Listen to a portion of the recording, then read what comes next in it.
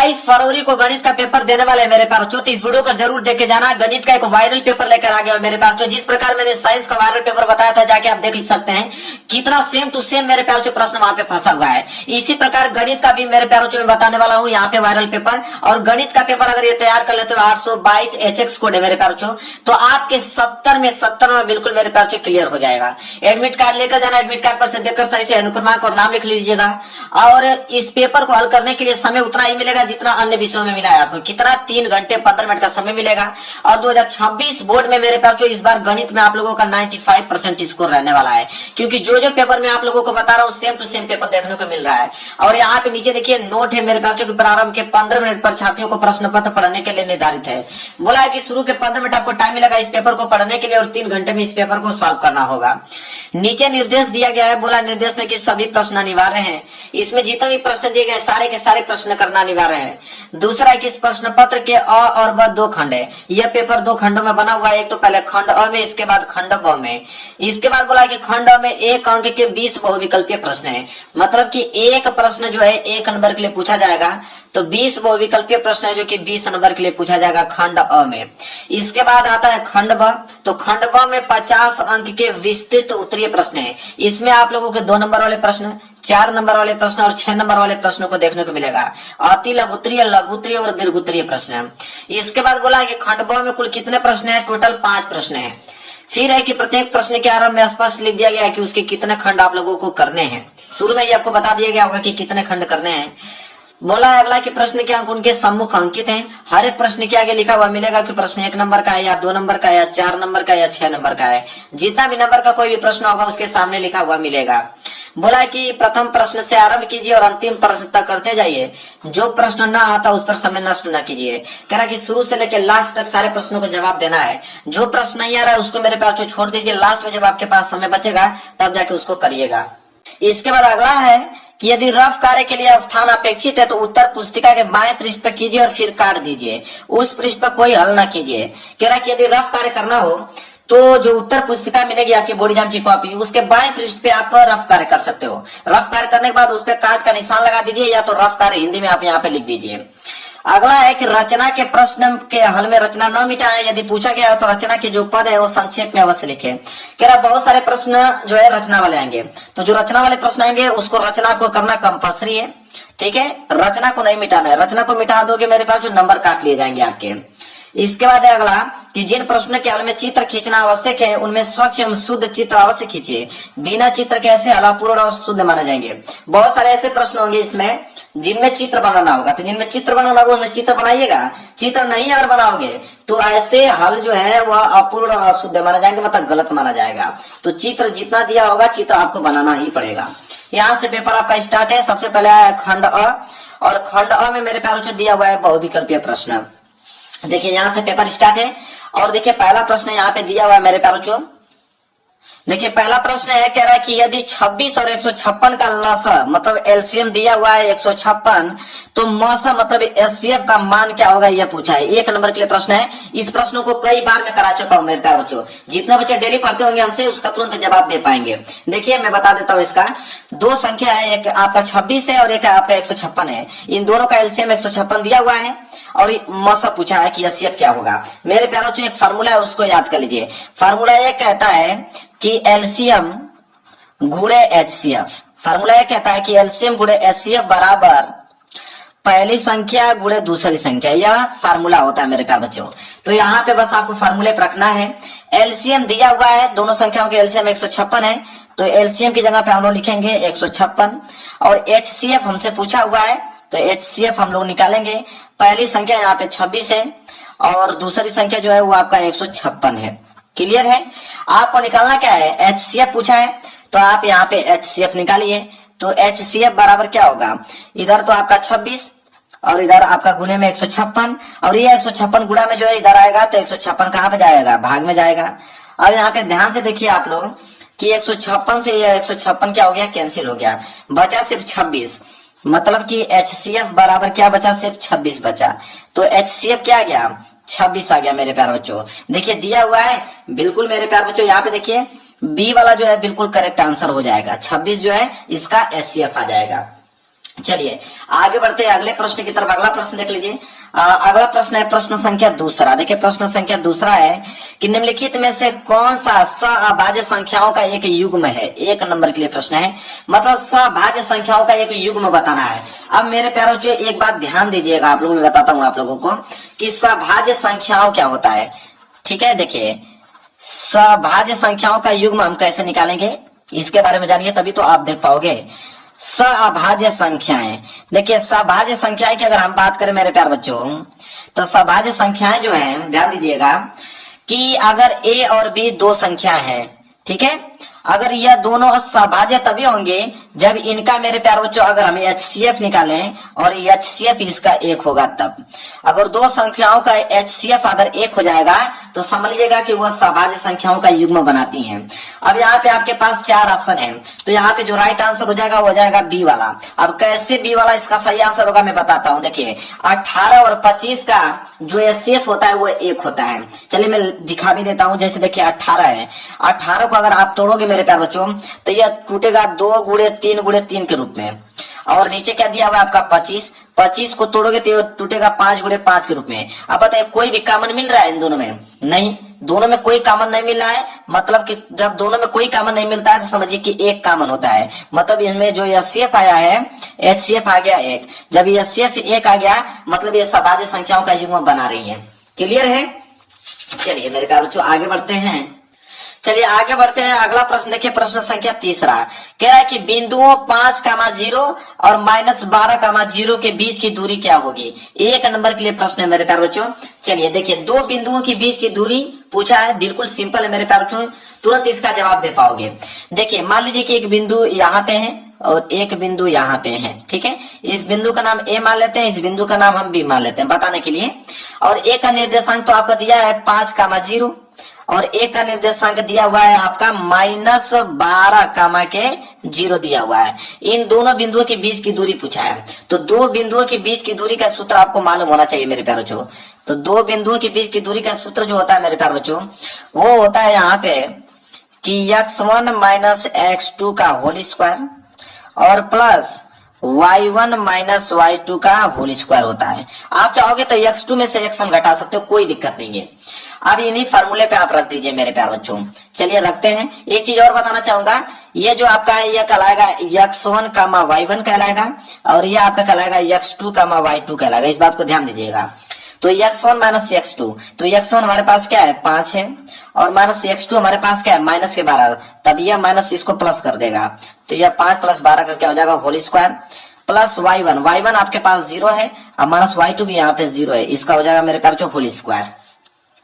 अब चलिए हल करते हैं। तो हो जाएगा करनी में आपका 12 और 5 कितना हो जाएगा 17, ये हो जाएगा 17 का होल स्क्वायर प्लस 0 में से 0 गया तो हो जाएगा 0 का होल स्क्वायर। अब इसको हल करेंगे तो करनी में 17 का अगर होल स्क्वायर करोगे तो हो जाएगा 289, ठीक है। 17 का यहाँ पे स्क्वायर करोगे कितना हो जाएगा 289 और प्लस 0 का स्क्वायर करोगे तो 0। अब 289 में 0 जोड़ोगे तो हो जाएगा 289। अब मेरे प्यारे बच्चों ये 289 का वर्गमूल, अब 289 का वर्गमूल क्या होता है मेरे प्यारे बच्चों 17 होता है। ये बात आपको मालूम है। मतलब कि 17 इकाई जो है मेरे प्यारे बच्चों इन दो बिंदुओं के बीच की दूरी आ गया 17 इकाई। चलिए देखते हैं, दिया हुआ है, देना ही इसको चाहिए डी वाला। देखिए 17 बिल्कुल इसका राइट आंसर हो जाएगा मेरे प्यारे बच्चों। समझ में आ गया? चलिए आगे बढ़ते हैं। अगला प्रश्न है प्रश्न संख्या चौथा।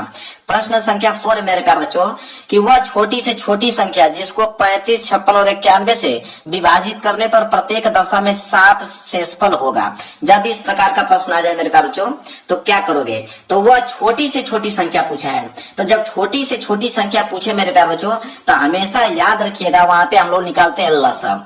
जब बोले वह छोटी से छोटी संख्या जिसको अगर हम इतना इतना इतना से विभाजित करें तो हर दशा में 7 शेषफल आता है, तो हम क्या करेंगे तीनों का निकालेंगे, यहाँ पे लसा निकालेंगे। तो चलिए 35 है तो 35 को हम लोग तोड़ सकते हैं किस में, तो 5 7 है 35, इसको तोड़ सकते हैं हम 5 × 7 के रूप में। इसी तरह मेरे प्यार जो 56 है, 56 को हम तोड़ सकते 2 से कटाओगे तो 28, फिर 2 से कटाओगे तो 14, फिर 2 से कटाओगे तो 7, फिर 7 से कटाओगे तो पूरा कट जाएगा। मतलब इसको हम ऐसे लिख सकते हैं कि 2 पे पावर 3 × 7 कहलाएगा। क्लियर है? इसी तरह दिया हुआ है आपका 91, तो 13 7 91, मतलब ये 7 गुणे 13 के रूप में टूट जाएगा। अब हमें क्या निकालना है मेरे प्यारों चो, लसा। हमें क्या निकालना है, लसा निकालना है। चलिए लसा निकालते हैं। लसा क्या कहता है, लसा ये कहता है कि अभाज्य गुणनखंडों की सबसे बड़ी घात लेते हैं हम लोग। तो अभाज्य गुणनखंड कौन कौन से हैं, एक तो 2 है, एक 5 है, आपका 7 है और एक 13 है। तो ये पहले 2 लेंगे, 2 की सबसे बड़ी घात क्या है 3। इसके बाद हम 5 लेंगे, 5 की सबसे बड़ी घात 5 ही है। इसके बाद 7, तो 7 तो आपका 7 ही है मेरे प्यारों चूस, क्योंकि 7 पावर 1 ही है। इसके बाद 13 भी 1 ही बार है। क्लियर है, मतलब 13 की सबसे बड़ी पावर 13 ही है। अब इसको करोगे तो 2 दूने के 4, दूने के 8, 8 5 40 और 40 7 कितना हो जाएगा, 7 चौक 28, 280 और गुणे 13। जब 280 में 13 को गुणा करोगे मेरे प्यारों बच्चों तो यह आ जाएगा आपका 3640। 3640 आ गया ना। अब यहाँ पे बोला था कि प्रत्येक दशा में 7 शेषफल बचेगा, तो 7 शेषफल मतलब इसमें 7 आप ऐड कर दीजिए, मतलब ये हो जाएगा 3647। वह छोटी से छोटी संख्या है शायद 3647। अगर 3647 में अगर आप 35 से भाग लगाओ, 56 से भाग लगाओ, 91 से भाग लगाओगे तो हर दशा में 7 शेषफल बचेगा। इस बात को नोट कर लो। तो क्या आ गया 3647, मतलब कि सी वाला ऑप्शन जो है बिल्कुल करेक्ट आंसर हो जाएगा मेरे प्यारों चो। समझ में आ गया आप लोगों को, कोई भी दिक्कत मेरे प्यारों चो नहीं होना चाहिए। चलिए आगे बढ़ते हैं। चलिए अगला प्रश्न देखते हैं, प्रश्न संख्या 5वां। प्रश्न संख्या 5वां है कि 8 के प्रथम 15 गुणजों का योगफल होगा। 1 नंबर के लिए प्रश्न है। चलिए मेरे प्यारों देखिए इस प्रश्न का हम जवाब कैसे देंगे। बिल्कुल सिंपल प्रश्न है मेरे प्यारों। कह रहा है कि 8 के प्रथम 15 गुणजों का योगफल पूछा है मेरे प्यारों। तो सूत्र कहता है कि जब इस प्रकार का प्रश्न आ जाए तो हम लोग निकालते हैं SN बराबर n/2 और कोष्टक में a + l। ठीक है, अब देखिए ध्यान से, n जो होता है वो होता है पदों की संख्या। तो कितने पद है मेरे प्यारों 15, क्योंकि 15 गुणज निकालना है, मतलब टोटल पद कितने हैं 15 है। ये बात समझ में आ गया। ए की बात करें, ए मतलब होता है पहला पद, तो पहला पद तो 8 ही है, क्योंकि 8 से पहला स्टार्ट होगा। इसके बाद है एल, एल मतलब अंतिम पद, मतलब कि 15 8 है कितना होता है 120। तो 120 जो हो गया मेरे प्यारों ये हो जाएगा अंतिम पद। अब करना क्या है, अब लिखिए, अब यहाँ पर जाएगा एस, एन मतलब कौन सा पद निकाल लेते हैं 15वां, बराबर n/2, n मतलब 15/2 हो जाएगा और कोष्टक में a + l, a मतलब 8 और l मतलब 120। चलिए निकाल लेते हैं। तो ये हो जाएगा आपका 15 और बटे में 2 और इसे जोड़ोगे तो 120 और 8 हो जाएगा 128। कटा दीजिए 2 से, तो 2 छके 12, 2 चौको 8।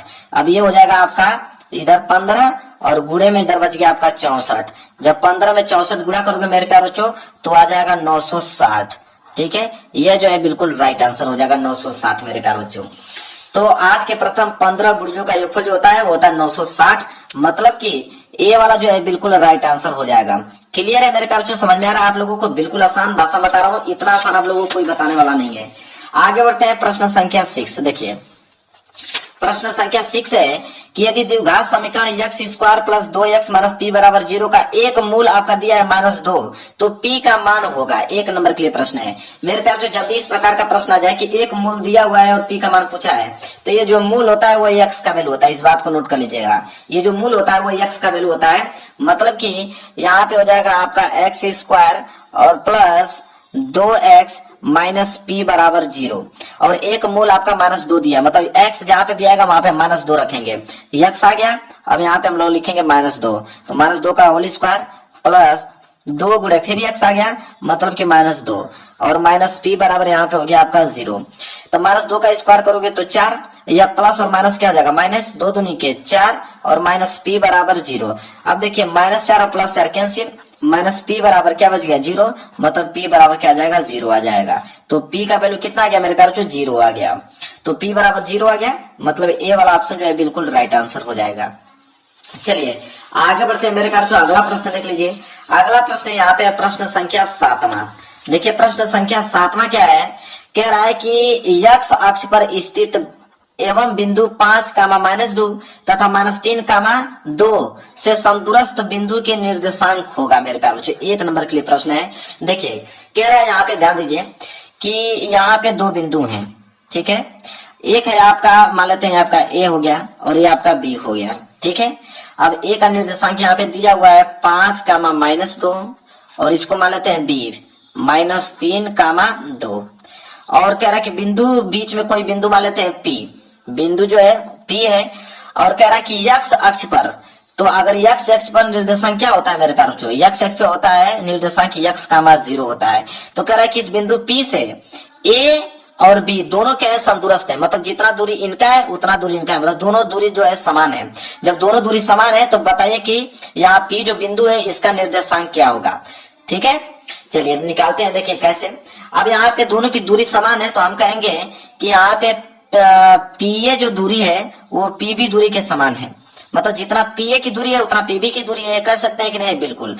तो यहाँ PA की दूरी निकाल लेते हैं और यहाँ पे PB की दूरी निकाल लेते हैं, तो दो बिंदुओं के बीच की दूरी का सूत्र निकाल लेंगे। तो यहाँ PA का निकालेंगे, तो देखिए जब PA का निकालेंगे सूत्र क्या कहता है, सूत्र यह कहता है कि x1 माइनस x2, तो इसको हम x1 मानते हैं। ठीक है, इसको मान लीजिए x1, ये हो गया y1, ये हो गया x2, ये हो गया y2। तो x1 क्या हो गया x, माइनस x2 क्या हो गया यहाँ पे 5, तो हो जाएगा -5, x माइनस 5 का whole square plus y1 minus y2, तो y1 क्या है यहाँ पे 0, अब माइनस y2, तो माइनस माइनस क्या हो जाएगा प्लस, y2 मतलब 2, तो होल स्क्वायर बराबर। इसी तरह PB की दूरी निकाल लो, तो PB की दूरी क्या कहलाएगा, सेम वही फॉर्मूला x1 माइनस x2, तो x1 यहाँ पे क्या है x, और माइनस x2 हमारे पास क्या है यहाँ पे -3, तो ये -3 आएगा तो इसको प्लस कर देगा, इसका हो जाएगा whole square plus y1 minus y2, y1 हमारे पास 0 और माइनस y2 हमारे पास यहाँ पे 2, इसका हो जाएगा होल स्क्वायर। क्लियर है मेरे प्यारे बच्चों, अब ध्यान दीजिए, अब करेंगे हम लोग इसको हल, तो ये हो जाएगा x माइनस 5 का होल स्क्वायर और प्लस 0 में 2 जोड़ोगे तो 2 और 2 का स्क्वायर करोगे तो 4 बराबर, इसको हल करोगे तो हो जाएगा आपका x प्लस 3 का होल स्क्वायर और प्लस 0 में से -2 घटाओगे तो -2 और -2 का होल स्क्वायर करोगे तो प्लस के 4 आएगा। अब हम करेंगे यहाँ पे दोनों पक्षों का वर्ग करने पर, यहाँ पे लिखेंगे कि दोनों पक्षों का वर्ग करने पर, जब दोनों पक्षों का वर्ग कर दोगे मेरे प्यारे बच्चों तो करनी जो है हट जाएगी, तो दोनों पक्षों का वर्ग करने पे मतलब करनी हट जाएगी, तो बचेगा सिर्फ x माइनस 5 का होल स्क्वायर और प्लस में 4 बराबर, इधर बचेगा आपका, इधर बच जाएगा आपका x प्लस 3 का होल स्क्वायर और प्लस 4 बच जाएगा। अब देखिए +4 इधर भी है, +4 इधर भी, तो +4 कैंसिल हो गया, बचा x माइनस 5 का होल स्क्वायर, मतलब a माइनस b का होल स्क्वायर। तो फार्मूला क्या कहता है, a माइनस b का होल स्क्वायर का फार्मूला कहता है कि a स्क्वायर मतलब कि x square plus b square, b का मतलब 5 का स्क्वायर करोगे तो 25 माइनस 2ab। क्लियर है, इसी तरह बराबर a प्लस b का होल स्क्वायर का फार्मूला कहता है a स्क्वायर मतलब x square plus b square मतलब 3 का स्क्वायर 9 प्लस 2ab, यही तो फार्मूला कहता है। चलिए तो ये हो जाएगा आपका, देखिए x स्क्वायर से x स्क्वायर कैंसिल, यह बच जाएगा आपका 25 माइनस 5 दूनी के 10x बराबर, ये हो जाएगा आपका 9 और प्लस 3 दूनी के 6x। अब ये हो जाएगा मेरे प्यारे बच्चों यहाँ पे कि माइनस 10x और यह प्लस 6x इधर आएगा तो माइनस 6x बराबर 9 और यह प्लस 25 उधर जाएगा तो माइनस 25। अब माइनस 10 माइनस 6 माइनस 16x और बराबर यहाँ पे हो जाएगा कि 9 में से माइनस 25 घटाओगे तो माइनस के 16 आएगा, माइनस से माइनस कैंसिल और 16 से 16 कैंसिल, तो x बराबर 1। ठीक है, x बराबर क्या आ जाएगा मेरे प्यारे बच्चों, 1 आ जाएगा। चलिए दिया हुआ है आंसर में, देखिए अब मैं आपको बताता हूँ कैसे देखोगे। x बराबर 1 आ गया और यहाँ पे बिंदु P का निर्देशांक पूछा था, बिंदु P का निर्देशांक क्या है, x कामा के 0। अब x की जगह हम क्या रखेंगे 1, मतलब 1 कामा के 0, मतलब उस बिंदु का निर्देशांक होगा 1 कामा 0। ठीक है, 1 कामा 0 का मतलब यहाँ पे D वाला जो है मेरे प्यारे बच्चों बिल्कुल राइट आंसर हो जाएगा। क्लियर है, समझ में आ गया आप लोगों को मेरे प्यारे बच्चों, कोई दिक्कत नहीं होना चाहिए। चलिए आगे बढ़ते हैं, प्रश्न संख्या 8वां। देखिए प्रश्न संख्या 8वां क्या है उसको ध्यान दें। कह रहा है कि समीकरण 2x square minus 5x plus 4 बराबर 0 के मूलों की प्रकृति होगी। 1 नंबर के लिए प्रश्न है, मूलों की प्रकृति पूछा है, तो जब भी आपका समीकरण दे दे मूलों की प्रकृति पूछे आप विविध कर निकाल लीजिए।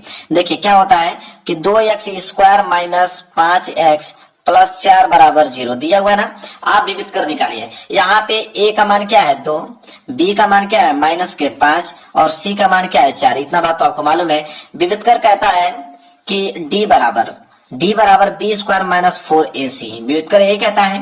अब हम व्युत्कर निकालेंगे तो बी स्क्वायर, बी मतलब -5 का होल स्क्वायर और -4 गुणे ए मतलब 2 और सी का मान कितना है 4। अब ये हो जाएगा -5 का होल स्क्वायर करोगे तो 25 और -4 में 4 चौको 32। अब यहाँ पे करोगे कि 25 में से 32 को आप घटा दो तो -7 आएगा। तो डी का मान कितना आ गया माइनस के साथ। अब देखिए डी जो है मेरे प्यार बच्चों, डी जो है वो 0 से छोटा है। डी जो है मेरे प्यार बच्चों वो 0 से क्या हो गया छोटा हो गया। तो जब डी का मान 0 से छोटा आ जाए तो वहां पे काल्पनिक होता है, मतलब वास्तविक नहीं होता है, मतलब काल्पनिक या इसे हम कह सकते हैं कि वास्तविक नहीं है। बी वाला ऑप्शन जो है बिल्कुल राइट आंसर हो जाएगा। जब भी कोई मान 0 से अगर छोटा आ जाए, डी का मान अगर 0 से छोटा आ जाए तो आप कहेंगे कि काल्पनिक है या तो आप इसको कह सकते हैं कि वास्तविक नहीं है। क्लियर है। चलिए आगे बढ़ते हैं। प्रश्न संख्या 9 कह रहा है कि दो त्रिभुज एक दूसरे के समरूप होंगे। अब सबको मालूम है कि अगर दो त्रिभुज एक दूसरे के समरूप है तो उनके संगत कोण बराबर होता है और उनकी संगत भुजाएं समानुपाती होती है। मतलब सी वाला ऑप्शन, मतलब ए और बी दोनों सही हैं। क्लियर है बात। तो सबको मालूम है कि अगर दो त्रिभुजों के संगत कोण बराबर है और उनकी भुजाएं समानुपाती हैं तो आप कह सकते हो कि दोनों त्रिभुज समरूप होंगे। क्लियर है। चलिए मेरे प्यार जो देखते हैं प्रश्न संख्या 10वां। देखिए प्रश्न संख्या 10वां है कि चित्र में त्रिभुज ओडीसी समरूप है त्रिभुज ओबीए के और बोला है कि यदि बीओसी बराबर 125 अंश है और कोण सीडीओ बराबर 70 अंश है तो कोण ओएबी का मान होगा। मेरे प्यारों जो देखिए बिल्कुल सिंपल तरीका आपको बताऊंगा, तुरंत इसका आंसर दे पाओगे। देखिए अगर यह 125 अंश है तो इधर भी 125 अंश होगा। आप जानते हो शीर्षाभिमुख कोण बराबर होते हैं, ये बात तो सबको मालूम है कि अगर यह 125 अंश है तो यह भी 125 अंश है। हमसे मान किसका पूछा है कोण ओएबी का, मतलब कोण ओएबी, मतलब हमें इस कोण का मान हमसे पूछा हुआ है कि इस कोण का मान क्या होगा। ध्यान दीजिएगा अगर यह 125 अंश तो यह 125 अंश होगा कि नहीं होगा, आप जवाब दीजिए। बिल्कुल होगा।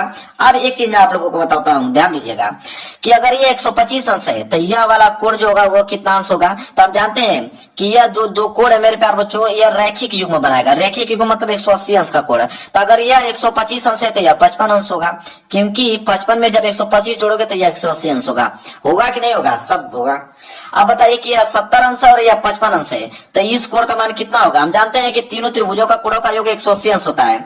तो आप ये बताइए कि 70 और 55 कितना होता है। तो 70 और 55 होता है 125 और 125 में 55 जोड़ेंगे तभी तो 180 होगा। तो आप डायरेक्ट कर दोगे तो यह कोण होगा 55 अंश। कर दोगे कि नहीं, बिल्कुल कर दोगे कि यह जो होगा मेरे प्यार बच्चों वो 55 अंश होगा। अब ध्यान दीजिए आप लोग मेरे प्यार बच्चों, जब यह आप लोगों का बताइए कि जब यह आप लोगों का 55 अंश हो गया तो यह कोण जो होगा मेरे प्यार बच्चों ये भी 55 अंश होगा। आप कहोगे कि ये कैसे है, एकांतर कोण। देखिए यहाँ पे जेड की आकृति बन रहा है ना, देखिए यहाँ पे जेड की आकृति बन रहा है, ये जेड की आकृति। तो यह कोण इस कोण के क्या हो जाएगा बराबर और यह कोण जो होता है इस कोण के बराबर हो जाता है, मतलब एकांत अंत कोण। तो यह 55 अंश इसलिए भी 55 अंश, इसलिए राइट आंसर हो जाएगा ए वाला। तो देखिए कुछ भी करने की जरूरत है, बस दिमाग लगाने की जरूरत है मेरे प्यारों को। डायरेक्ट मैंने बता दिया आप लोगों को, हल करने की जरूरत ही नहीं है, बस आप दिमाग से इसका जवाब दे पाओगे। आगे देख लीजिए प्रश्न 11वां क्या है कि यदि साइन थीटा बराबर कॉस थीटा, तो कह रहा है कि थीटा के एक ऐसा मान निकालिए कि जो कि 0 हो सकता है, या तो 0 से बड़ा हो, या तो 90 अंश हो, या तो 90 अंश से छोटा हो। तो बताइए कि थीटा का कौन सा ऐसा मान है। 1 नंबर के लिए प्रश्न है। चलिए इसको हल करते हैं मेरे ख्याल से। देखिए इसको हम लोग कैसे हल करेंगे, यहाँ पे मैं पेज ले लेता हूँ हल करने के लिए।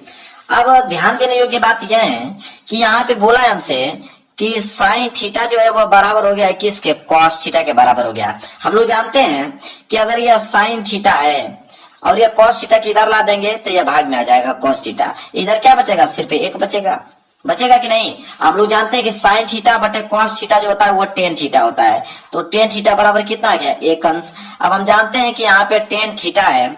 अब यहाँ tan कितना अंश का मान 1 होता है, सबको मालूम है tan 45 अंश का। तो इसको हम लिख सकते हैं tan 45 अंश का मान 1 होता है। अब यहाँ देखेंगे tan से tan कैंसिल, बचा थीटा, और थीटा का मान कितना गया 45 अंश। बात खत्म। यहाँ पे 45 अंश आ गया। बी वाला जो है बिल्कुल राइट आंसर हो जाएगा। देख रहे हैं ना कितना सिंपल क्वेश्चन पूछा है, तुरंत इसका जवाब दे पाओगे मेरे ख्याल से। बस कंसेप्ट आपको मालूम होना चाहिए।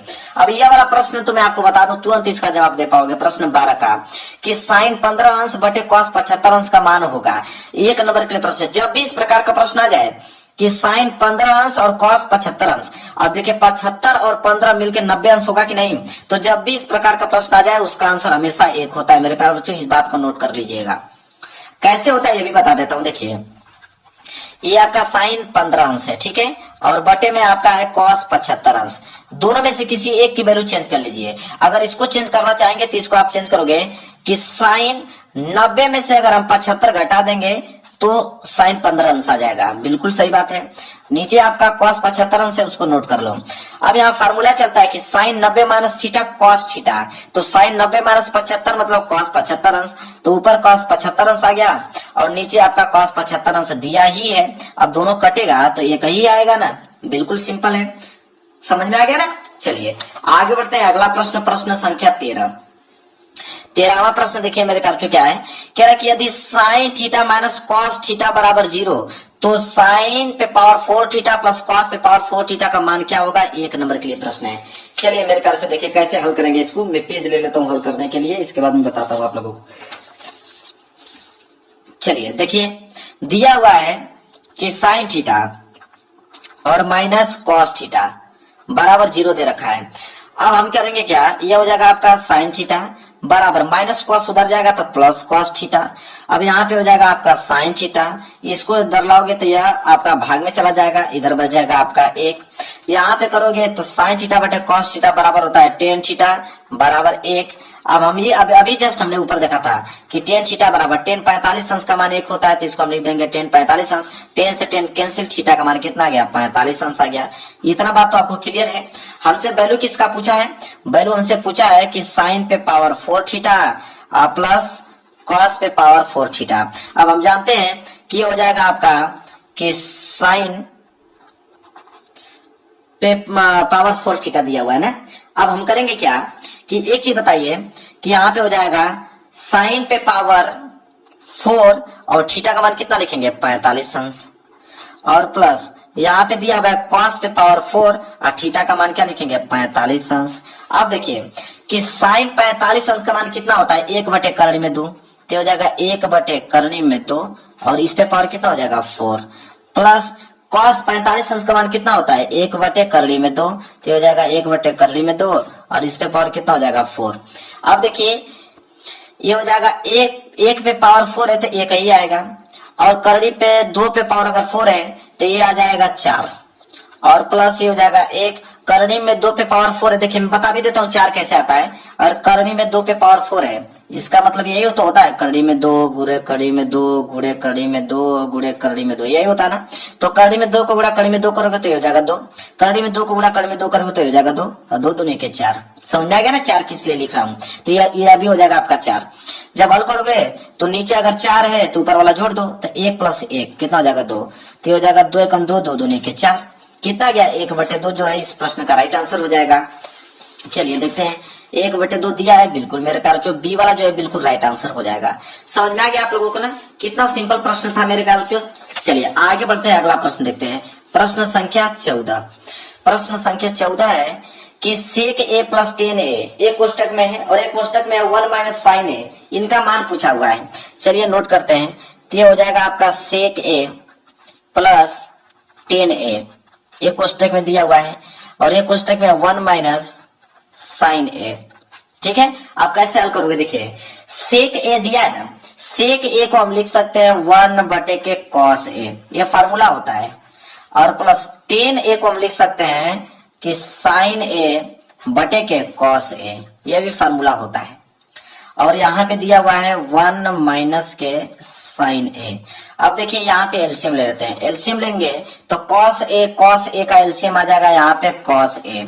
अब कॉस ए से कॉस ए कैंसिल, ऊपर बचा 1, प्लस कॉस ए से कॉस ए कैंसिल, ऊपर बचा यहाँ पे साइन ए। क्लियर है। और यहाँ पे बचा आपका 1 माइनस साइन ए, नीचे कुछ नहीं है तो आप 1 मान लो।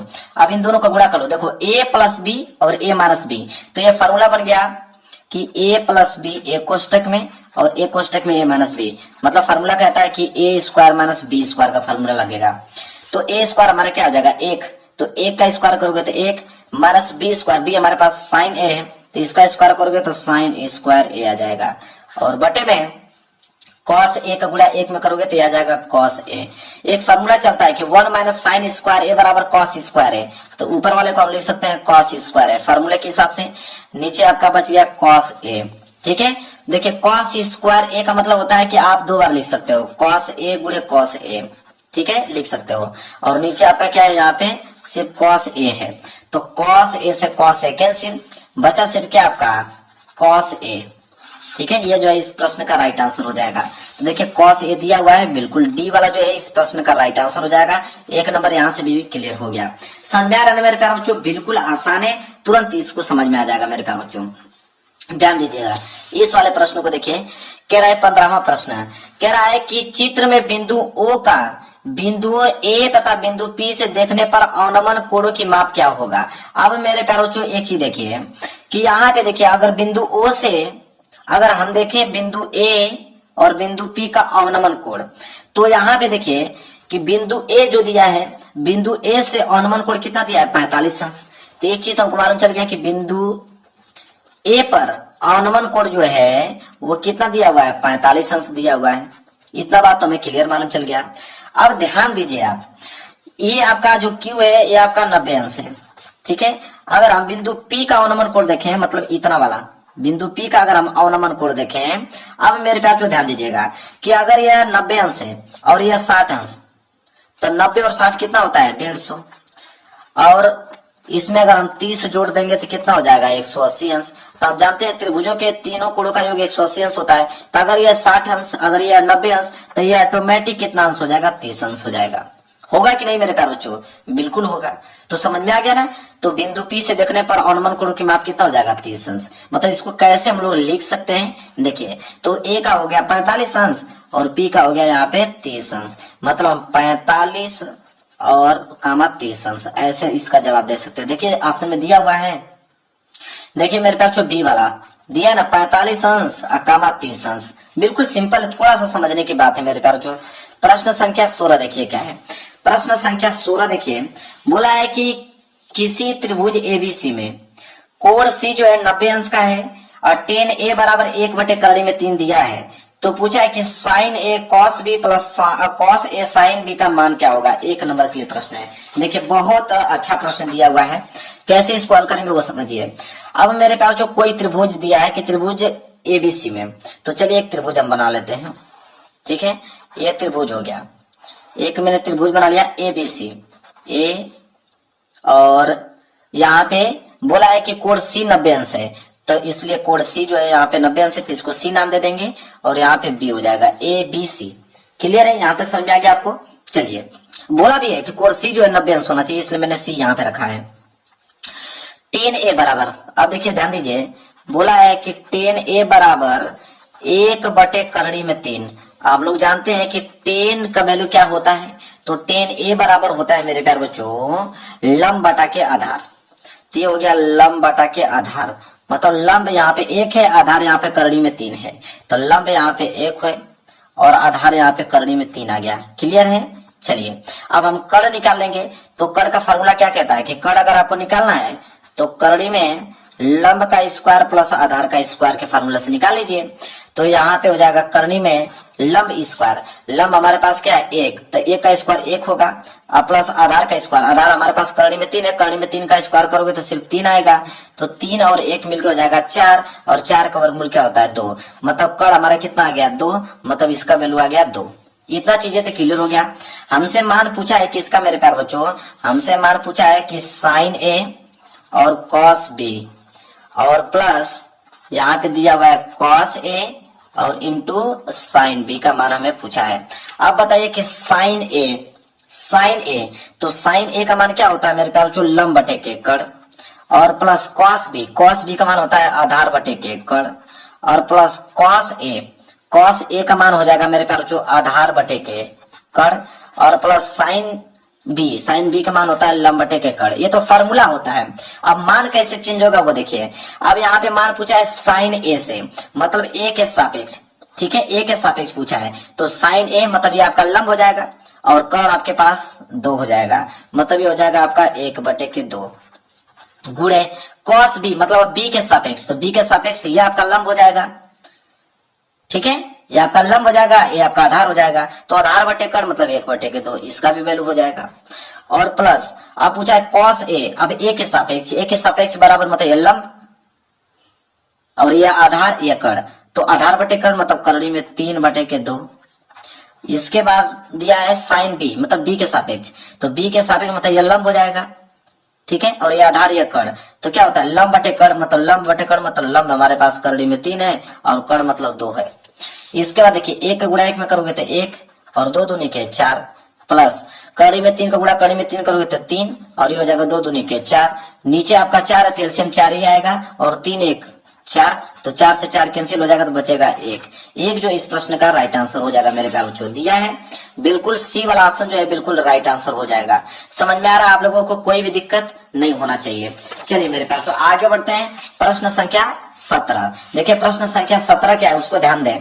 प्रश्न संख्या 17 हमारे प्यारे बच्चों कि एक घड़ी की मिनट की जो सुई है वो 8 सेंटीमीटर है, मतलब मिनट की सुई की जो लंबाई है वो 8 सेंटीमीटर लंबी है। एक मिनट में मिनट की सुई द्वारा बनाए गए त्रिज्यखंड का क्षेत्रफल क्या होगा, 1 नंबर के लिए प्रश्न है। अब मेरे प्यारे बच्चों आप ध्यान दीजिए, अगर हम बात करें 60 मिनट में, तो 60 मिनट में अगर मिनट वाली सुई अगर 60 मिनट घूम जा रही है मतलब एक पूरा चक्कर लगा दे रही है, मतलब 360 अंश का कोण बना रही है, तो हमसे पूछा है कि 1 मिनट में, तो अगर 1 मिनट में अगर हम कोण निकालें कि 1 मिनट में कितना कोण अंश दूरी तय करेगी, तो ये हो जाएगा 360 और बटे में 60 और गुणे 1 होगा कि नहीं। अब इसे घटाओगे मेरे प्यारे बच्चों तो आ जाएगा 6 अंश, मतलब 1 मिनट में मेरे प्यारे बच्चों 6 अंश की दूरी तय करेगी। इतना बात हमको मालूम चल गया कि थीटा का मान जो है वो 6 अंश आ गया। हमसे पूछा क्या है कि त्रिज्यखंड का क्षेत्रफल क्या होगा, तो त्रिज्यखंड का क्षेत्रफल का फार्मूला होता है मेरे प्यारे बच्चों कि थीटा बटे 360 पाई आर स्क्वायर, यह फार्मूला होता है। इसी फार्मूला पर रखेंगे तो थीटा का मान 6 और बटे 360 और यहाँ पे हो जाएगा आपका पाई आर स्क्वायर। अब 6 से घटाएंगे तो यहाँ पे 60 बार में कट जाएगा, मतलब ऊपर बच गया पाई आर स्क्वायर और नीचे आपका बच गया 60, ठीक है 60 डिग्री।